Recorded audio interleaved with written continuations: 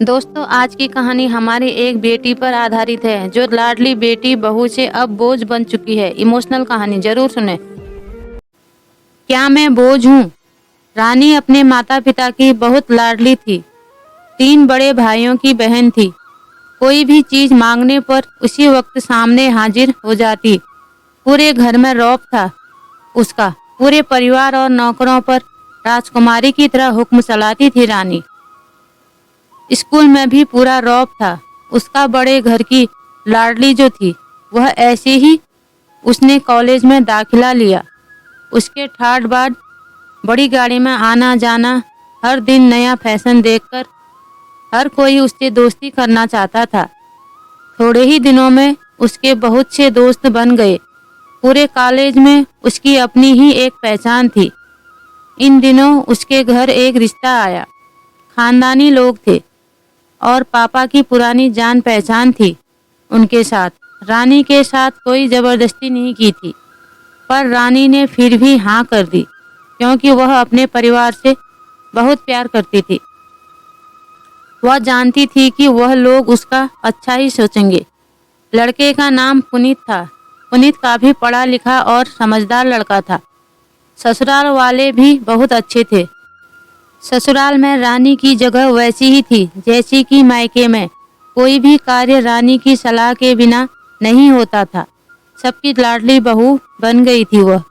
फिर उसके घर एक बेटे का जन्म हुआ, प्रिंस।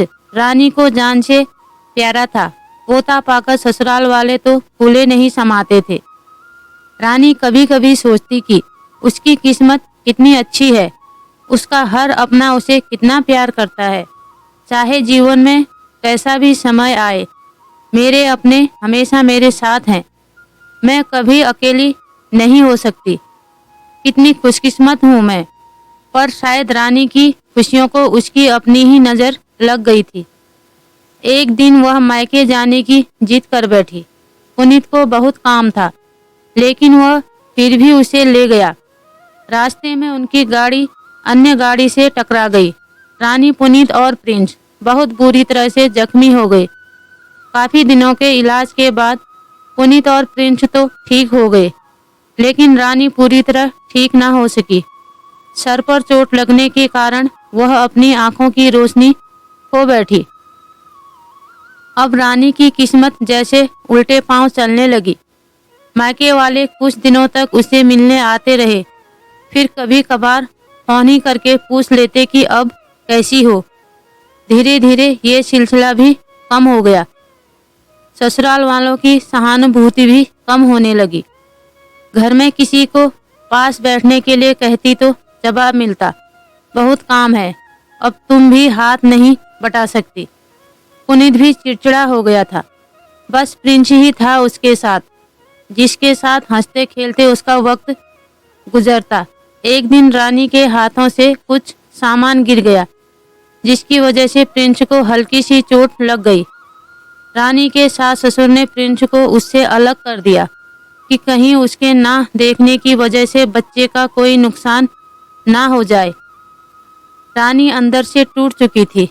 एक दिन उसने सबके सामने मायके जाने की इच्छा रखी तो पुनीत उसे तुरंत मायके छोड़ आया, जैसे कि वह भी यही चाहता था। लेकिन प्रिंस को उसके साथ नहीं भेजा गया। रानी कभी प्रिंस से दूर नहीं रही थी, पर अपनी कमी के कारण उसने ज्यादा बहस नहीं की।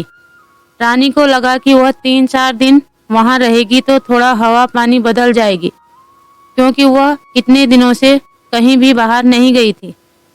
घर वाले भी इतने दिनों बाद उसे देखकर कितने खुश होंगे। रानी के घर पहुंचने पर सब लोग बहुत खुश हुए। खाने में सब कुछ रानी की पसंद का ही बना था। उसने अपने मम्मी पापा और भाई भाभीियों से दिल खोलकर बातें की। उनके छोटे छोटे बच्चे भी बुआ के साथ घुल मिल गए थे। रात को सोने के वक्त जब वह कपड़े बदलने लगी तो उसे पता चला कि उसका बैग तो बहुत भरा हुआ था। वह सब समझ गई। वह बहुत उदास हो गई। कुछ दिनों तक तो सब ठीक रहा, फिर जैसे सब बदलने लगा। सबका व्यवहार बदल रहा था। वह लोग जैसे थक चुके थे उससे। सब लोग घुमा फिरा कर पूछने लगी कि पुनीत कब आ रहा है उसे ले जाने। वह बहाना बना देती, जबकि वह जानती थी कि उस घर में अब उसके लिए कोई जगह नहीं। रानी से चलते वक्त कुछ न कुछ नुकसान हो जाता। थोड़ी बहुत टोका टाकी उसे सुनाई देती, वह टाल देती। एक दिन उसके हाथ से लगकर एक कीमती फूलदान टूट गया। छोटी भाभी ने बहुत हंगामा मचाया। रानी के माता पिता रोज रोज के झमेलों से तंग आ गए थे। उन्होंने पुनीत को खुद से फोन कर दिया। पुनीत रानी को अपने घर ले गया। रानी को अपने परिवार वालों से ये उम्मीद ना थी। जिस रानी के कहे बिना घर में एक पत्ता भी नहीं हिलता था, उस घर के लिए वह अब बोझ बन चुकी थी।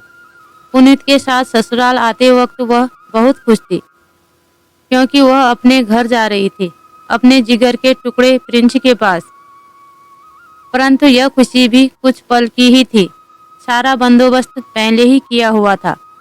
रानी को सीधे ऊपर वाले कमरे में पहुंचा दिया गया। प्रिंस से दूर रहने की सख्त चेतावनी दी गई। एक कामवाली मधु को उसकी जिम्मेदारी सौंपी गई, जो उसके खाने पहनने जैसी जरूरतों का ध्यान रखती। रानी ज्यादातर चुप ही रहती। कभी कभी कामवाली मधु से थोड़ा बतिया लेती। उसके जरिए प्रिंस का पता चल जाता। सबकी लाडली बेटी और बहू सबके लिए लाडली से बोझ बन चुकी थी।